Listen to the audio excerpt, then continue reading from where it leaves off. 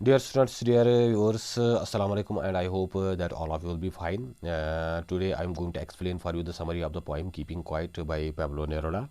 तो सबसे पहले जो है ये जो पोइम है मैंने ऑलरेडी एक्सप्लेन की है, उसका वीडियो आप देख सकते हैं।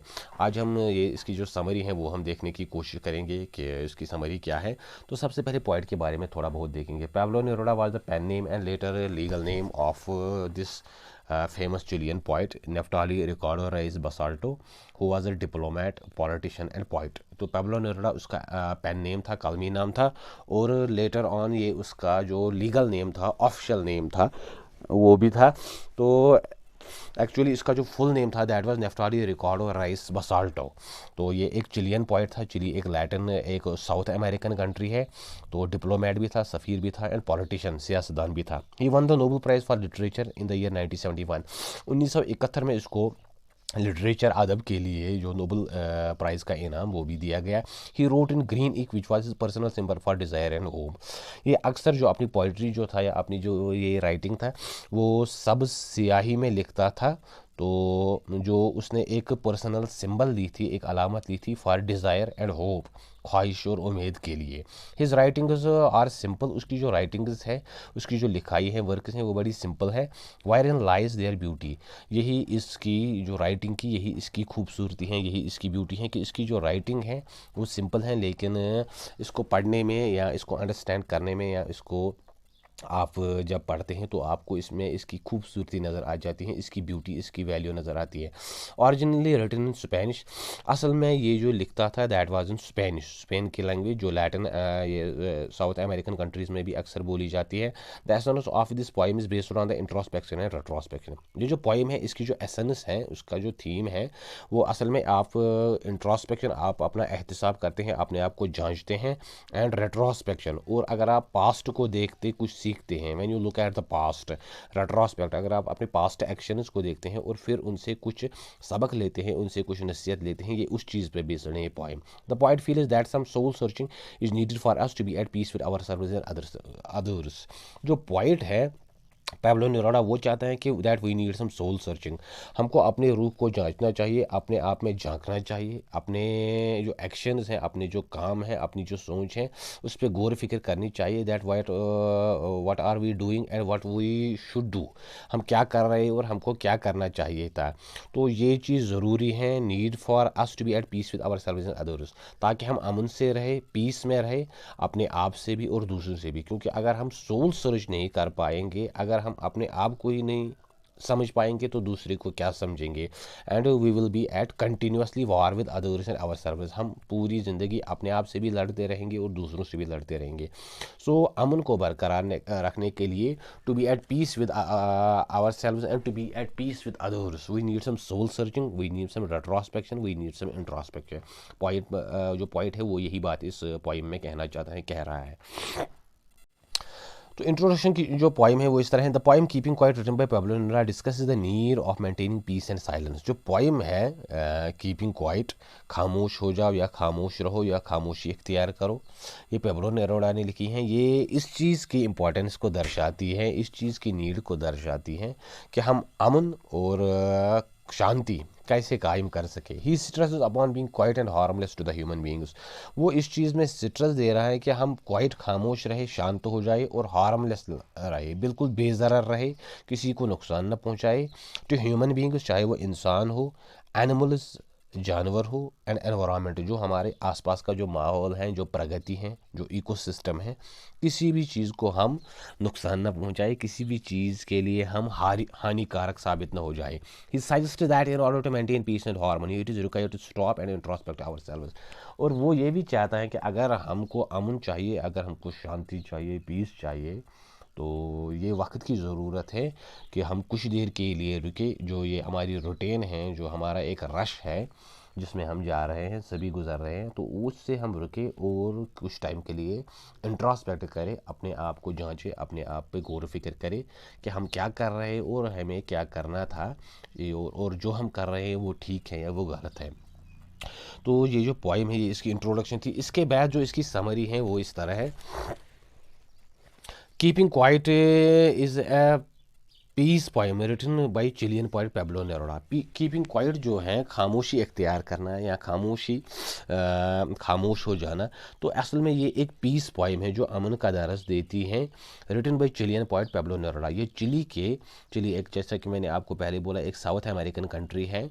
तो उसके वहाँ के पोइट जो था पेब्लो नेरुदा, उसी ने लिखी है।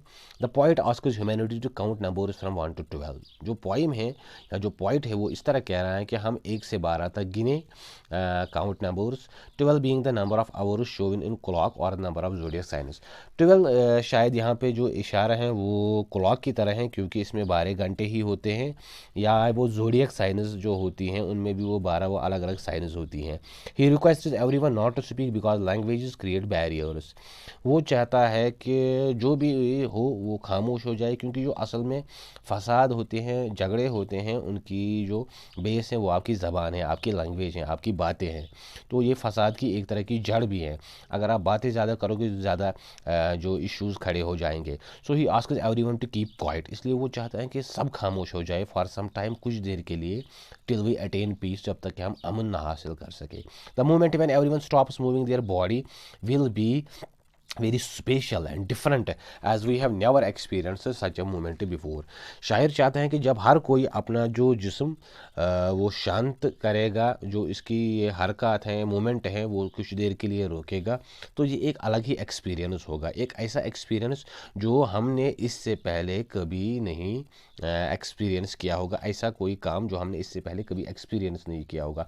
So it will be a different, it will be a unique experience. ये आम जो एक्सपीरियंस हमारी जो रोज़मर्रा की लाइफ है उससे थोड़ा हटके होगा, उससे थोड़ा डिफरेंट होगा, और हम महसूस करेंगे कि इस खामोशी से हमें कितनी शांति मिल रही है।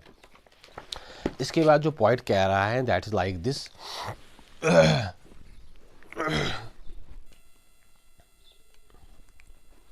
The poet says that in this period of inactivity the fishermen would not harm the whales। जो poet कह रहा है कि जब हम ये inactive हो जाए कुछ देर के लिए, थोड़े बहुत अपने आप को ये शांति पे लाए, अपने आप को थोड़ा साकिन करे, कुछ देर के लिए रुक जाए। ये जो फिशरमैन हो, ये जो मछेरे हैं, ये जो मछलियों को, वेल्स को, वेल मछली जो होती है उनको कुछ देर के लिए नुकसान पहुंचाना बंद करे। The salt gatherers will not hurt their hands. और जो वो सॉल्ट गैदरर्स होते हैं जो नमक जमा करते हैं समंदर के किनारों पे, तो वो भी अपने हाथों को कुछ देर के लिए शांत रखे ताकि उनके हाथों को नुकसान न पहुंचे। Those who are busy destroying the nature will adopt a new approach towards life. वो लोग जो नेचर को, जंगलों को, प्रगति को नुकसान पहुंचाने के दर पे हैं, वो भी कुछ देर के लिए शांत हो जाए, ताकि जो हमारी प्रगति है, जो हमारा एनवायरनमेंट है, उसके लिए एक नया अप्रोच लाए, एक नया एटीट्यूड लाए, ताकि जो प्रगति है उसको हम बचाए, न कि उसको नुकसान पहुंचाए। The man who are preparing for wars and victory based on deaths of innocent people will join their enemy and stand in unity with them। जो पॉइंट कह रहा है कि वो लोग हो और प्रिपेयरिंग फॉर वार, जो जंगों के लिए प्रिपेयर कर रहे हैं, एंड विक्ट्री, और फिर कह रहे हैं कि हमको विक्ट्री मिल जाएगी, हम फतह हासिल कर पाएंगे, based on the deaths of innocent people. और जो इस चीज़ पे बेस्ड है कि उसमें आम लोग मरते हैं, जैसे हम रिसेंटली देख रहे हैं जो रशिया यूक्रेन कन्फ्लिक्ट हुआ है, उसमें कितने सिविलियंस की डेथ हो गई है। जो दूसरे कंट्रीज़ में, सीरिया और दूसरे कंट्रीज़ में जो जंग चल रही हैं अक्सर मुल्कों में, उनमें अक्सर सिविलियंस ही मरते हैं। Will join their enemy and stand in unity with them. वो कहता है कि आप जो फौजी हैं, जो against who are against the warring groups, war against each other, they need to join with one another. जो वो दुश्मनों के साथ कुछ देर के लिए मिल जाए और stand in unity with them, और उनके साथ एक यूनिटी, एक इतिहाद करे। That means to renounce this war, ये जंग तर्क करे। डूइंग नथिंग, उनको कुछ नहीं करना है, बस आराम से बैठना है, शांत हो जाना है। No one will harm himself or any other person. ना कोई अपने आप को नुकसान पहुंचाए और न कोई किसी दूसरे को नुकसान पहुंचाए। Everyone will unite and ponder upon his acts and realize the result of his deeds. जो पॉइंट है वो कह रहा है कि हर कोई कुछ देर के लिए रुके, कुछ देर के लिए शांत हो जाए, और जिसके अपने एक्ट्स हैं, उसके अपने काम हैं, उन पर थोड़ा पॉन्डर करे, गौर फिक्र करे, तो और and realize the result of his deeds. और जो उसके काम हैं, उनके जो रिजल्ट्स हैं, उनके जो रिपरकशंस हैं, उनके जो कॉन्सिक्वेंसेस हैं, उन पे कुछ देर के लिए सोचे कि मैं जो काम कर रहा हूँ फाइनली इसका रिजल्ट क्या आएगा। तो that means the poet asks us to introspect. जो शायर है वो कह रहा है कि हम अपने आप से एहतिसाब करें, अपने आप को जांचें। The poet clarifies his idea and says further that he does not want that people should stand idle. जो poet है वो अपने आप को, अपने जो आइडिया है जो यहाँ पे वो दे रहा है, वो इसको क्लैरिफाई कर रहा है, उसमें क्लैरिटी ला रहा है कि मैं जो आपसे कह रहा हूँ कि आप ये शांत हो जाओ, peace, be at peace with yourself, अपने आप से सुलह कर लो, तो इसका मतलब ये नहीं है कि आप बेकार बैठो. He wants that there should be no war because he does not want to see trucks laden with dead bodies of the soldiers. असल में जो शायर कह रहा है वो कहता है कि जो जंग हैं, जो लड़ाइयाँ हैं, वो बिल्कुल नहीं होनी चाहिए, क्योंकि वो अब मरे हुए या जो सिपाहियों की वो डेड बॉडीज़ होती हैं जिनको वो ट्रकों में फिर लादा जाता है, ले जाया जाता है, वो ऐसा देखना नहीं चाहता, वो ये मंजर देखना नहीं चाहता. He is promoting universal brotherhood and peace. जो शायर हैं वो एक आलमी भाईचारा, एक आलमी हम आहंगी, एक आलमी पीस और अमन, उस चीज़ को एक्चुअली यहाँ पे प्रमोट कर रहा है, उस चीज़ को यहाँ पे वो प्रपोंड कर रहा है. The point says that everyone is working continuously to achieve one is goal. शायर कह रहा है कि हर कोई अपने काम में मगन है, मस्त है, क्योंकि उसको अपने कुछ गोल्स उसने सेट किए हैं, अपने कुछ ड्रीम उसने सेट किए हैं जिनको वो अचीव करना चाहता है. People are threatened by death and fear forces them to work endlessly. क्योंकि लोगों को हमेशा मौत का डर रहता है, क्योंकि फसाद, झगड़े, लड़ाई या कॉन्फ्लिक्ट्स ये सब होते रहते हैं. And the fear forces them to work endlessly. और इस खूब की वजह से लोग एंडलेसली बेतहाशा काम कर रहे हैं, रुके बगैर काम कर रहे हैं, कि वो जल्दी से जल्दी अपने जो गोल्स हैं उनको अचीव करना चाहते हैं, so that they can achieve everything quickly, ताकि जो भी वो अचीव करना चाहते हैं वो जल्दी अचीव कर सके. इन दिस मैड रश, ये एक पागलपन की दौड़ बन चुकी हैं. They do not realize the repercussions of their acts. वो अपने जो उनके अमाल हैं, उनके जो काम हैं, उनके जो एक्ट्स हैं, उसके जो रिपरकशंस हैं, उनके जो नताइज हैं, उस पर वो गौर नहीं कर रहे हैं.